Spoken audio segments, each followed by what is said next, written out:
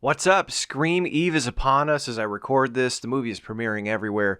So, what I wanted to do for this installment is if you're listening on the podcast, thank you very much. Make sure to subscribe, give me a good rating if you enjoy the show. But I'm also going to break this up into a couple different parts for the YouTube channel. So, if you're watching on YouTube, make sure to like and hit the notification bell. It really does help. But, I owe the franchise of Scream a bit of an apology. I do, because I slept on the later sequels for too long.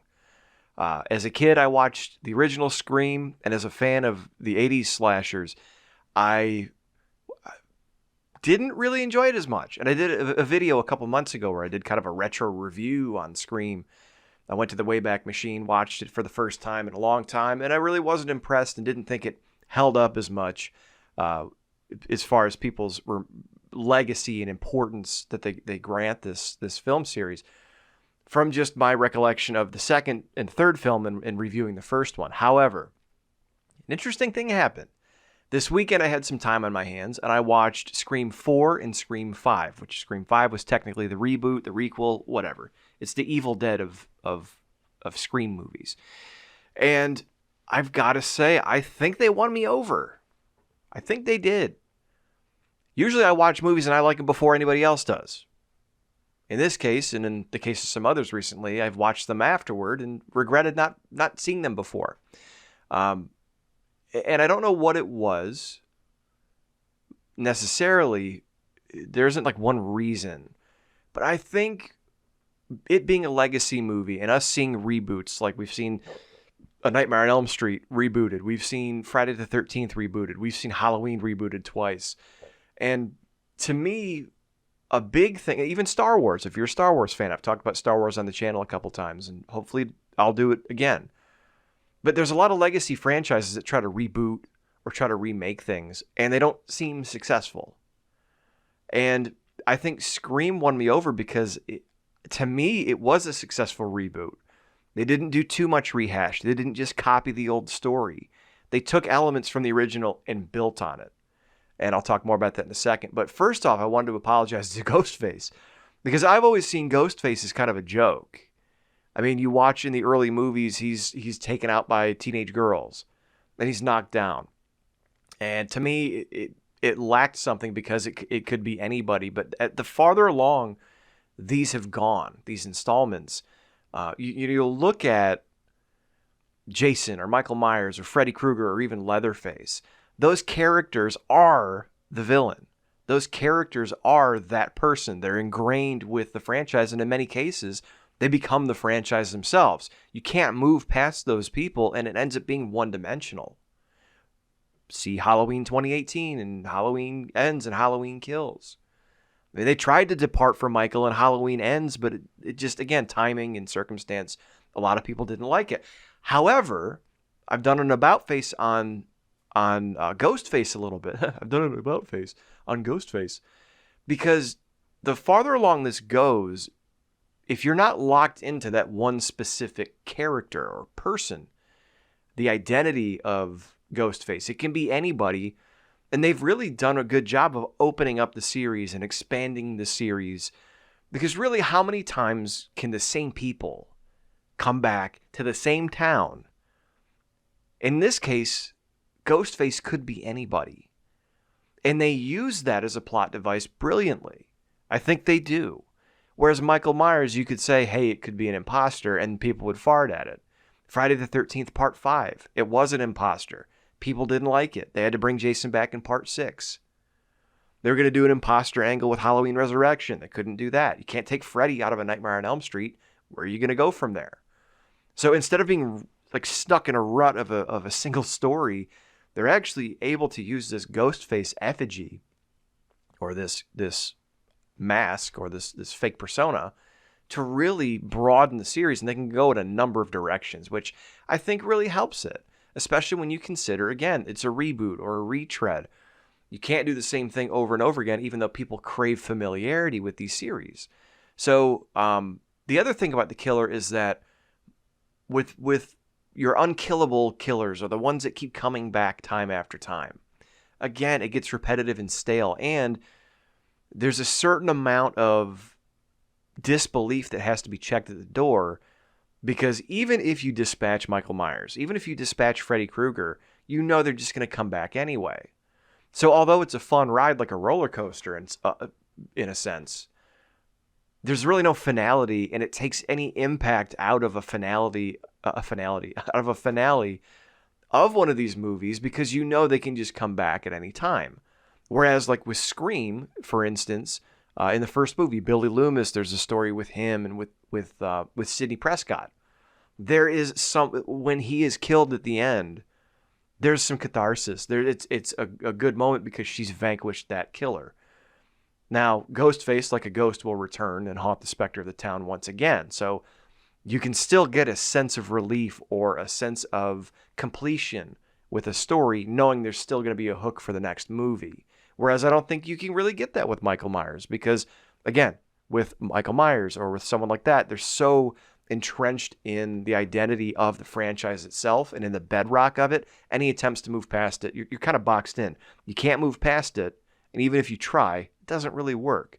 One thing, too, I did say I thought he was kind of a joke because he got knocked down, beaten up, things like that. But the killer being immortal and being vulnerable and very human is also different too. Michael Myers is completely insane. He doesn't talk. He's like a great white shark. Again, sort of one-dimensional. They can't break out of the box, and anytime they've tried, like with Thorn or The Curse of the Family, doesn't really work out. It hasn't been successful. They keep having to go back to Laurie Strode, Michael Myers. It's like Godzilla, King Kong at this point, and you're boxed in. With this, not only do you not have that issue, but your victims can fight back. It's not a futile effort. It's not a long cock tease until they can finally deal a death blow that's going to be made irrelevant in the next movie anyway. So, like I said, I'm still not a huge fan of the first three entries. I get why people think the original Scream is an iconic movie. Came out at the right time. It was at the end of... Not at the end of it, was well past the slasher heyday, and Wes Craven made a great movie written by Kevin Williamson that poked fun at the series. And to me, it always reminded me of... I always used to use the self-deprecating fat kid in high school or grade school that would make fun of himself to make the popular kids laugh, because it's just kind of what Kevin Smith in some ways always did, poking fun at himself and gained acceptance.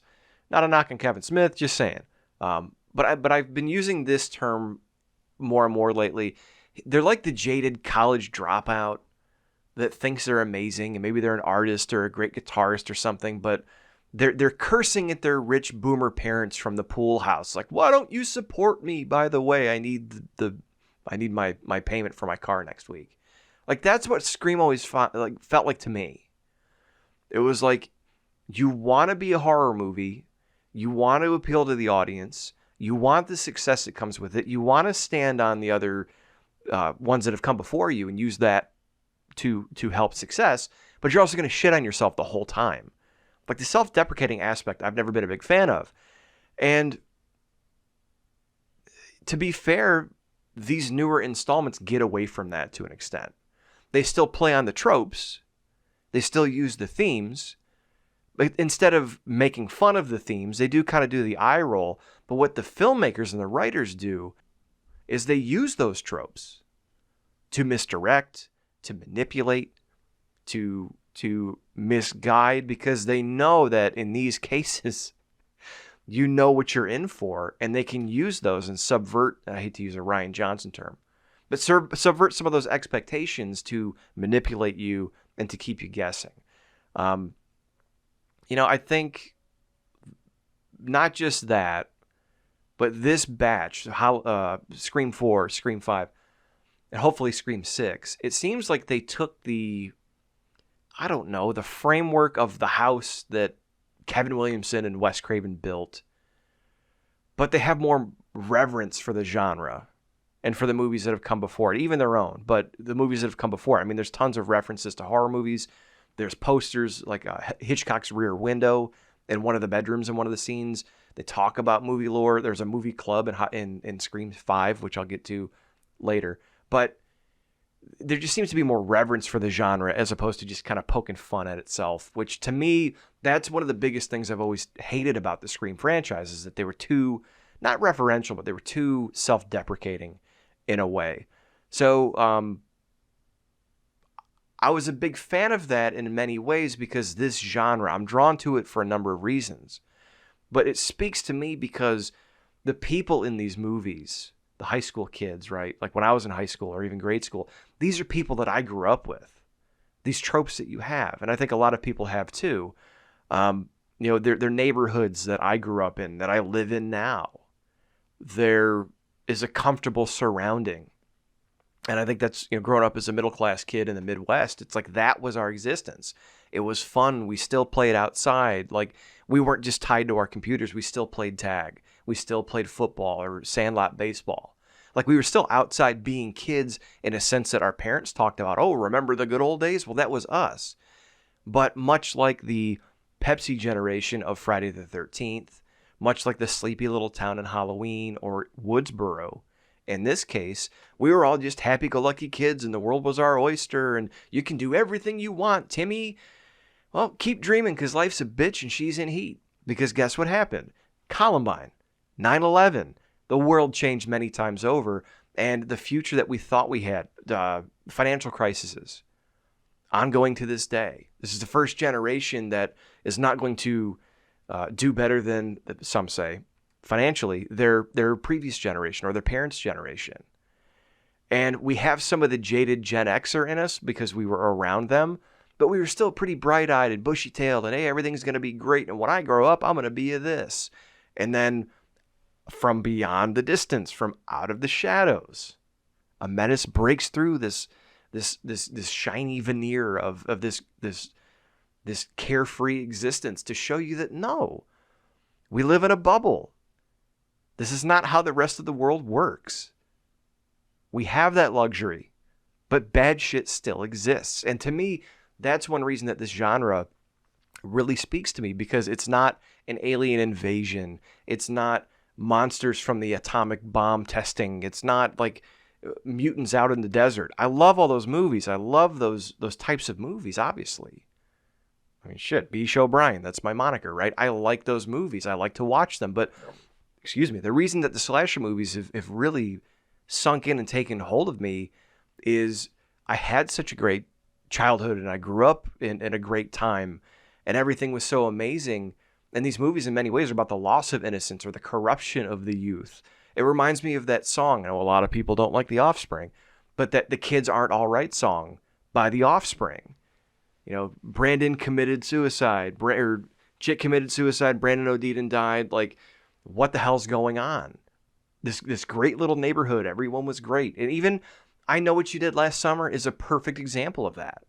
You have the prom queen, the jock, you have the preppy kid who's not level-headed, and you've got the all-American girl. And they're prom night, and we're driving, and we're drinking champagne, and everyone's feeling good and buzzed and happy, and holy shit, we just hit someone with the car. And then you find them a year later in the story, and they're all a wreck. No one did what they said they were going to do. Everyone is ruined. It's a wreck. That whole experience is a very realistic, real world scenario. And it is such a drastic contrast. And when you have these happy-go-lucky kids in these situations, they're just walking right into the wood chipper, and we're watching them do it, and then it happens, and it catches up with them. So for a lot of those reasons, the genre has really spoken to me. And I think Scream, in its latest iterations, can't say for 6 yet, I haven't seen it yet, but 4 and 5, to me, I think they're in some ways not better representations of the genre than some of these other reboots that have come out. Because I know a lot of people like Halloween 2018, and it still has a lot of those elements. I don't know if I had more skin in the game watching Halloween because it's my favorite franchise, but I was half disappointed, half enjoying Halloween 2018, and then the other movies are a mixed bag. I felt like with Scream 4, I was giving it a chance, and there was things I didn't like. Is it perfect? No. There's still some goofy jokes, there's some wooden dialogue, there still is some poking at the genre, which I get it. That's Scream, that's what they do. There were some moments where there were some these tense scenes, and then there was these weird comments thrown out there, and it to me kind of quashed some of the atmosphere. So was it perfect? No. Is Scream my favorite franchise? No, it's not. But I do think I'm more excited for Scream 6 than I would be for a Halloween reboot right now. And that's saying a lot, considering the fact that I did a video about a year ago saying that I thought Scream was the most overrated franchise in the series. And that I understood why, even though Saw went off the deep end, why that was held with such revere and esteem, where Scream kind of gets a pass because I think it was making fun of itself to get over. I think that's done. I think that phase is over with. And, Kevin Williamson being involved in writing this, obviously he knows the source material. He's got the product knowledge. Halloween 4. I keep saying Halloween. Holy shit. I'm staring at a Michael Myers mask off camera, for Christ's sake. It's going to happen. But Scream 4, to me, I'll get to this in a minute, it really, to me, had no expectations, and I was pleasantly surprised. And I would gladly go see another Scream film in the movies if this is the track they're going to continue on, even if they branch out in different directions. So I think the Scream franchise benefits. And it's become a historic horror franchise, right? It definitely benefits from standing on the shoulders of giants. But one of the advantages it has is you've seen numerous franchises, not only with reboots, but with sequels, try concepts. And they don't always work. Sometimes they do, sometimes they don't. Scream is able to look back through history, cherry pick things that work, and even things that don't work, they can rework them. And that's what I'm seeing in some of these movies. Like, there's concepts being done in these movies that aren't completely original, but sometimes they'll take them and they'll do them better. Case in point, and I'm getting ahead of myself, Dangertainment, right? The reality show aspect, the live stream. It really didn't work with Halloween. It worked great in Scream 4. So there's a lot to this, and Scream has legs to run on. It has room to move. It has ways that it's expanding. And honestly, I'm excited to see where it goes from here, and I can't wait to be able to get out and see Scream 6. Hopefully this weekend, but maybe later. So, like I said, is it a perfect franchise? No, not in the least. Has it brought me back? Yeah, it has.